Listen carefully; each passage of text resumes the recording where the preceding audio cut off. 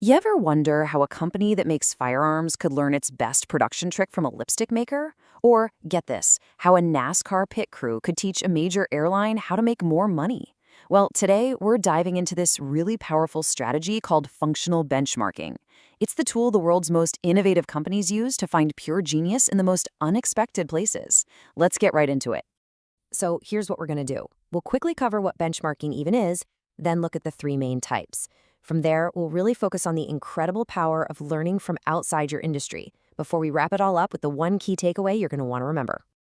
Okay, let's start with the big idea itself, learning from the absolute best. At its heart, benchmarking really just asks one simple, common sense question. Why would you ever reinvent the wheel? Why struggle to invent a solution from scratch when some other organization somewhere in the world has already figured it out and perfected it? Now, the formal definition here has a couple of key phrases: systematic search and best practices. And that tells you everything you need to know. This isn't just about getting a little inspiration here and there. No, this is a structured hunt for proven cutting-edge ideas that you can actually adapt to get way, way better. And this creates this amazing cycle for improvement, you know? First, you see how you stack up against the best in class. Then, and this is crucial, you dig in to understand how they do what they do. And finally, you adapt their secrets to spark your own breakthrough.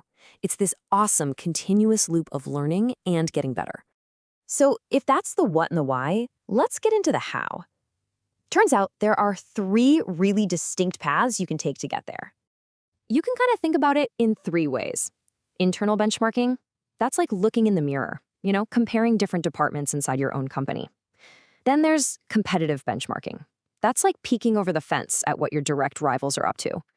But functional benchmarking, and that's our focus today, that's like a world-class baker learning a totally game-changing technique from a master sushi chef. Two different worlds, one brilliant idea. Okay, let's zoom in on those two external methods, competitive and functional. Because deciding who you're going to learn from, well, that's a massive strategic decision. It's really the difference between just keeping up with the pack and taking a giant leap ahead of everyone. And here's the critical trade-off. See, looking at your direct rivals, that's competitive benchmarking, is really tough. They're not exactly going to hand over their secret sauce, right? So any gains you make are usually pretty small, incremental. But with functional benchmarking, you're partnering with experts in totally different fields. They're usually happy to share, which means you have the potential for a genuine, earth-shattering breakthrough. This quote just nails the human side of it all. Think about it. If you're an airline, why wouldn't a hospital share its best practices for checking people in efficiently? You're not a threat to them. There's no competition, just this mutual desire to learn and get better at stuff you both do. That openness, that's what unlocks the door to real innovation. And that brings us to the most exciting part. Let's look at some actual real-world examples of how this whole looking outward idea created legendary breakthroughs. This is the fun stuff. Okay, so let's start with a classic problem.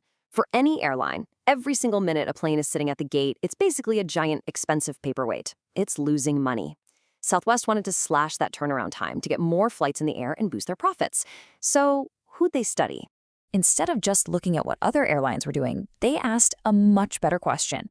Who in the entire world is the best at servicing a complex machine under insane time pressure? And the answer?